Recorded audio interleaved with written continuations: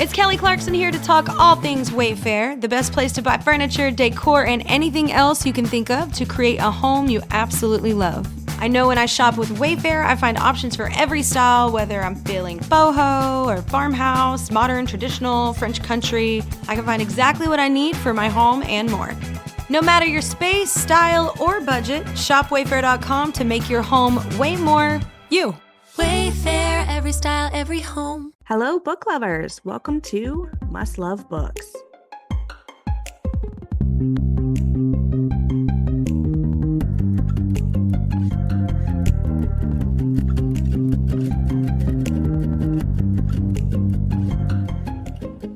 Hello and welcome back to Must Love Books podcast. Today, I am here celebrating the release day of Taurus Season by Brynne Weaver.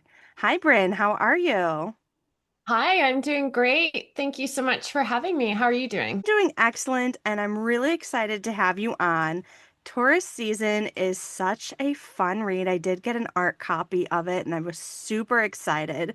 And I'm just really excited to share it with our listeners today. Amazing. I'm so happy that you enjoyed it. It was kind of a wild ride writing that one. So I'm glad that comes through on the page. So we'll go ahead and just dive right in. And why don't you tell our listeners all about your newest novel? Sure. So it is a dark rom-com mashup with thriller, is how I like to describe it. It definitely has psychological thriller elements to it while still maintaining my kind of like trademark dark rom-com feel. So it's about a woman who is living in a town called Cape Carnage, which is almost a character in and of itself, loves to garden. She works for an elderly mentor, you could call him, who is a serial killer. And she has been learning his ways. She loves to compost with unusual materials. She looks after Cape Carnage, basically. That's kind of what she does every season. So inevitably, some misbehaving tourists end up beneath her garden. On this particular occasion, a tourist comes to town specifically to kill her. He has been planning out his revenge for an accident that happened a few years prior. And she is his ultimate goal. And so, yeah, he comes to town to kill her. So it's rival serial killers who end up sort of forced into an alliance against a common enemy. And that's kind of it in a nutshell. It's a lot of chaos. And this one is going to be part of a trilogy as well. Yes.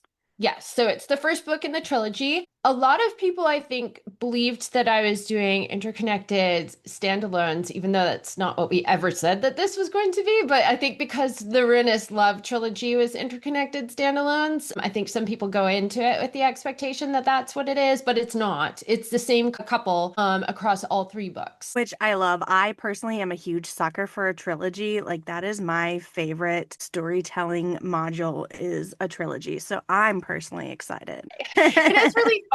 I mean, I've done it before. Paranormal romance, a sort of dark rom-com paranormal romance that I wrote a few years ago. And it does get a little bit difficult, like as you go along, I find for myself as a writer, because you're like in those characters' heads for so long, and the story becomes inevitably so complex because you're with these people for a long time. And originally, to be honest, I did think it was going to be interconnected standalones, but as I was writing it and I got about like 2/3 in, I just thought, like, you know, they just really hate each other, and they've hated each other for a while now. I can't just like rush it and wrap it up. Like, there's so much more of their story to tell. Really looking forward to that. So can you tell me a little bit about some of your writing inspirations for Taurus Season and really your dark rom-com genre overall? Yeah, I think with Taurus Season was really unusual in a way because it started from a question that I received from a couple of years ago, actually, from the director who is now the director of the Butcher and Blackbird movie. So when he was going through that book in our very first conversation, so he's the very first person within Hollywood that I spoke to about adapting that book into a screenplay, into a movie. I had like probably a dozen different people that I spoke to, like interested parties, but he was the very first, and he was so passionate about it, and he had the book open and he was asking questions that were so like unpredictable. And I just didn't expect some of the questions that he asked. And one of them was, what happened to Autumn Bauer? And I couldn't answer that question. I just didn't have any conception of like what would have happened to her after she left. Like I knew that she had run away from the farm, but I wanted to be able to answer that question. The question just stuck with me for like 2 years. And I was writing Silent Sparrow, I kind of realized I already had this trilogy planned. I kind of knew there were rivals in a small town. Like, this is the setting that I want. This is the kind of vibe that I want. But suddenly that question came into play, and I realized I could answer it with that series and build something off of it. The inspiration was really a conversation, a question. I think a lot of my inspiration comes from questions that I really spend a lot of time thinking about and from different angles. That's where I feel like a lot of my work kind of comes from. What if this happened? What if that happened? What happened to this person? What would they think? What would they do? I get a lot of inspiration from that. And then just generally, I think like dark romance and comedy wise, I spent about 7 years in the UK, and I think there's a very dark, sometimes like very deadpan sense of humor in the UK, especially with movies like Hot Fuzz, that whole Cornetto trilogy. I mean, Hot Fuzz is actually like got some pretty dark and gory moments in it, but it's so funny. Death at a Funeral is another one that I really love. So I think I get a lot of like my humor from just resonating with that style of comedy. I have to say, you are so right about that comedy. Like, there's that dry, dark humor, and it really just hits different. I love it. Does. Yeah. And I feel like I'm Canadian, so born and raised, and I think there is a thread of that. It's a little bit more tempered. I think it's not quite as dark, but we do have a sort of a similar sense of humor to the Brits. So I think then living there for a few years, like it always just kind of like even when I was young, actually, when I was in the UK, like my grandparents really loved British TV, so we watched a lot of stuff. So maybe I picked it up from there. I don't know. It's definitely a very distinctive style of comedy that I just have always really loved. I have a question for you from one of our listeners. So I wanted to share that from Mira Reeds. She asks, are you planning to ruin any more food for us? Yeah, I wasn't sure I was gonna do that as I was writing tourist season. Like I just wasn't sure if it would fit in. And then all of a sudden this idea came up, and it's really just maybe like 2 lines in the book about hamburgers, but they are pretty gross. So I don't know. I think some people will just kind of be like, "Ugh." And yeah, other people might like view hamburgers a little bit differently, but I don't think it's too bad. But the lines that are there are pretty like, ugh, gross. Yeah. So not as bad as, ice cream, but No, not as bad as that. It doesn't like really become a recurring joke or anything, but like the imagery, the image that I had in my head was very vivid. So I think in those 2 lines, like if people have a very vivid imagination and picturing books like in the way that I do, when they read, then yeah, they might be a little grossed out. which I personally love, very vivid and detailed to the point of like, Yeah, me too. I want to feel like it's, to me, I see a movie in my head. I know not everybody sees it that way. That's kind of just how I want to write it as well. As like I'm trying to write it the way that I see it. So yeah, I like when things kind of gross me out, although it is kind of hard to gross me out. it's almost like pushing your own boundaries. I also do see things like as a movie when I'm reading it. So I do appreciate that like additional attention to detail from authors like yourself because it just helps me see it as I watch Yeah. it in my brain a little better. That's part of the fun of writing it too, because I never want to bog it down. Like I don't want a 5-page description of the ice cream or anything, but I want to make it like punch. So I want to be able to give the visual, but like hit it hard and hit it fast and move on to the next thing. And that's like part of the fun. I love doing that, trying to figure out how I'm gonna like make it very succinct, but still impactful and give people enough that they can visualize it in the similar way that I do. I love that. So let's talk a little bit about your writing process. Yeah, it's chaos. I don't plot anything. I don't outline anything in advance. I don't like write down the character descriptions or cards or do any of that. I just kind of dive in head first. And I tend to, I don't always like, but I tend to bounce around a fair bit, and that can look different with different projects. With tourist season, it was a little more linear. I think maybe because there were so many thriller elements and like these subplots that I had to keep track of. So I did a little bit less bouncing around than I do typically. But Butcher and Blackbird is a good example of like complete chaos where I was like, I wrote the first chapter and a half, and then I bounced ahead and I wrote the scene with Harvey Mead, and then I went backwards and I wrote the scene with Thorsten, and the whole thing was just completely out of sequence. But I know in my head what I generally want to do, particularly with the characters and how their romance is developing. With the Harvey Mead one, for example, I knew that they weren't yet a couple, but it was going to be a pivotal moment. I knew going back to Thorsten, like it's earlier in the development of their relationship, so I can kind of play with that. And then I sort of knit it together. Tourist season was less like that. I wrote more in a linear fashion, but I do still tend to like, once I get stuck into a story, I'll have maybe like 5 different scenes going at the same time where I can go between them depending on my mood. So if I'm in a good mood, I might write a scene that's like a little lighter and more comedic, or if I'm in a sad mood, I can write something that's a bit more heavy.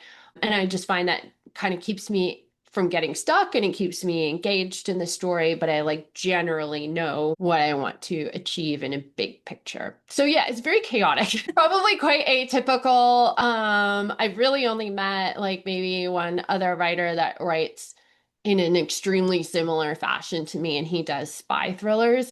Sometimes like I'll start in the middle of the story. I won't start at the beginning or whatever. It is chaos, but it makes sense in my head. Now, when you write in this non-linear fashion and it's time to start actually stringing it all together in a completed manuscript, do you ever struggle with bringing those scenes together or like having like figure out, oh, where can I put this at? Or do you have a good enough idea that it's just, yeah, I can just string this all together now?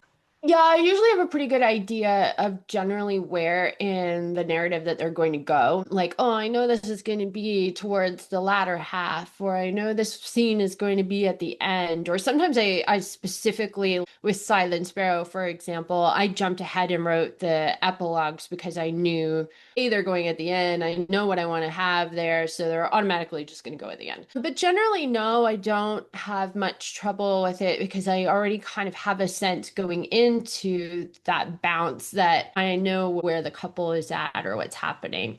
Even when I'm not 100% sure, it doesn't often take much in the way of edits to kind of fit it in. Like sometimes it takes a little bit of fine tuning. I've been fortunate so far that it's been easy to string them together. Well, that's good.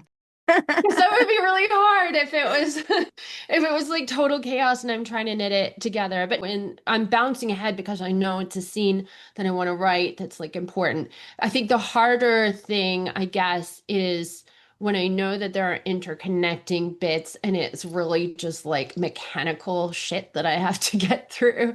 And it's not necessarily got an emotional weight. It's like the network, right, that binds them together. And sometimes that stuff is a bit of a slog because you know you have to do it. It's got logistical things that need to happen, but they're just not as fun to write because it's like they have to go here physically. They need to be over there. Like, ugh. So my next question is actually inspired by something that you posted very recently on Threads of a conversation with you and a friend, you know, kind of like joking, like, I wish I could sit around all day and not work kind of thing. So I wanted Yeah. to ask, what does a day of work look like for you? It's pretty busy. I think people might not realize, as I think we all don't realize what each other is doing. Unless we're in the same field, it's hard to conceptualize like all the other stuff that happens in the course of a day. So a lot of the time, like earlier in the day, like today is a good example, I might do something like this, like an interview, or I might have some meetings with publishers, or just even internally, like meetings. I might have some things to bounce off back and forth with my PA. My husband helps me a lot with things like events. So we might have to talk through upcoming projects or marketing stuff. There's posting to social media. There's always a slew of emails to get through. So there is all that background stuff that I think probably a lot of people don't realize takes place. Even when you're traditionally published, there's just so much to do. There's publicity stuff, there's marketing stuff, there's day-to-day logistical things like, are we ready for the launch? Are the books like on these platforms? Like there's always something to work through basically. So writing I tend to do more later in the day. There's editing as well. Like I'm editing the second manuscript right now for the second book. That's all on a deadline. And I might have other deadlines. I've got an article to write, which I need to finish today. There's just a lot of moving parts. And I like to work. I love what I do. So I work every day, literally. So it is a lot, despite what my my friend's idea was, which was really shocking because I had also told her about some of the difficulties, that I was experiencing, like day-to-day things and stress points, and it can be very stressful, especially with all of the travel. So I was quite surprised when she said that. But it is a lot more than writing for sure, and the hours can be very long. If only it were as easy as it looks on the I know. outside. No, If if it was only. only just sitting down and imagining worlds and like writing these characters, that would be, yeah, I would have a lot more time on my hands. But then I would probably Yes. spend a lot more of it just writing. So Right. Even if you had the time, you still wouldn't have the time. exactly. Yeah, that's the thing. Like, your day gets filled up very easily. If I didn't have to do all of the marketing that I have to do or like the travel, I'd be spending it writing, which is still essentially the baseline of my job. There's always a lot more into being an author that I think people realize. Yeah, for sure. It's in my perspective anyway. Even I had this idea when I was a kid. Oh, a writer does this. They just sit and like they're at a typewriter or a computer and they write stories and that's it. But no, you're running a small business. Your business is yourself and your books. Running any business is a heck of a lot of work. There's always so much stuff behind the scenes that people don't see. I've run a few businesses now, essentially. So So you are currently working on book 2 of Seasons of Carnage? yeah, I finished it and I'm editing it now. So my editors have come back with like edits. And then, yeah, I'm starting to write the third book already. So not making a ton of headway into that yet because I'm editing and I don't want to like get too far into the weeds of the third one before I clean up some little bits and pieces on the second one. But yeah, I'm already starting to write the third. You have had like release after release after release after release, which is not necessarily the norm in the publishing world. Generally, 2, 3 years is a lot more common. So that just really speaks to how additionally busy you've got to be because these books of yours have been out just like bam, bam, bam, bam, which I'm Yeah. happy for personally. Which I think is more typical of romance as a genre as well, right? You see a lot of authors who have quite a few back-to-back releases, like Ali Hazelwood is a good example. Abby Jimenez is a good example. But yeah, it is definitely a lot of work. I write every single day, so I have not skipped a day in 5 years. And I think that helps because you compound very quickly. Like there are definitely some days where I like write 2 sentences and I'm like, that's it. That's all I can do today. But most days, like I can do a lot more than that. And I probably average like maybe 1 or 2,000 words a day. I'm not like those people who can do like 10,000 in a day. And I find that so impressive. I absolutely max out at like around 4,000 and my brain is like, you're done.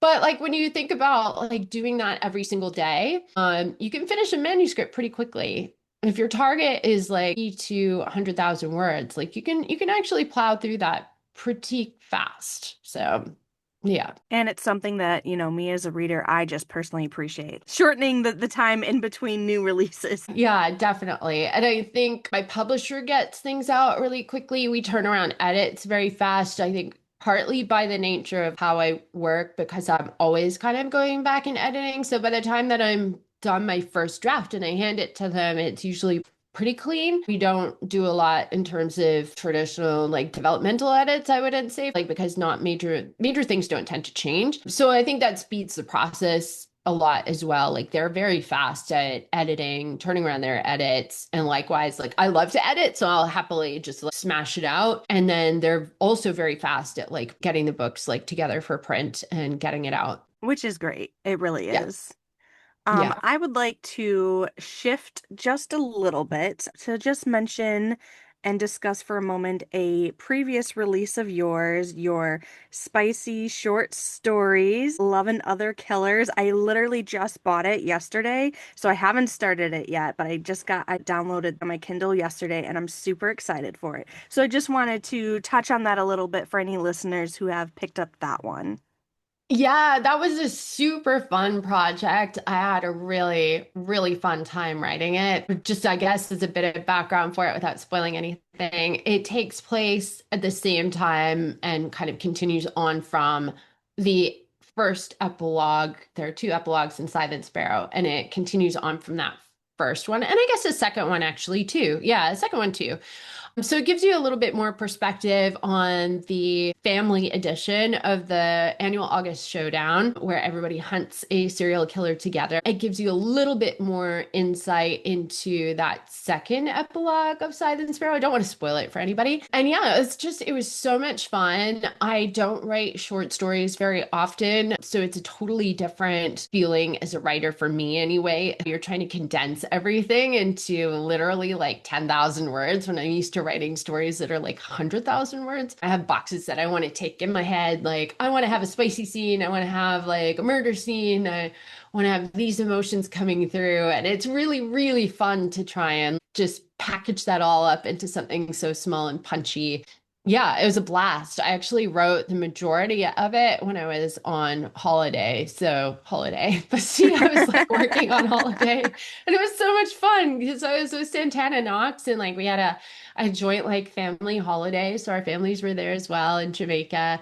And we were both like working every day on stuff and we would just sit outside in the gazebo with the ocean and just like writing this fun story. It was a blast. That sounds like honestly an incredible backdrop for some writing Yeah. time. It was so great. Yeah. Ginger beer and like writing a book. Yeah, it was a blast. It was so fun. Now, did you approach writing this one with your same chaotic, non-linear style of writing? Or because it was a short story, were you able to stay more in a linear fashion? Bounced around a tiny bit, but generally it was more linear because it was only like what 5 or 6 chapters, I think. I did bounce a little bit because I had things that were really bright in my mind, very vivid. So I just like skip ahead. But it was like overall pretty linear. Did that like feel different for you? Are you thinking of kind of writing more in this fashion? Will there be more short stories? Would love to do more short stories. I always have like ideas for what I would like to do. I think it would probably be moving away from the Ruinous Love Trilogy, but I love the format. Like I just had so much fun doing it and the team was so delightful to work with. The Amazon team, they were just really fun and yeah, I would absolutely love to do something like that again, but time is always an issue. Time is my biggest enemy at this point. Yes, you are a lot busier. In fact, that should just be the title of this episode is Brynne Weaver is busier than you think. Right, I know.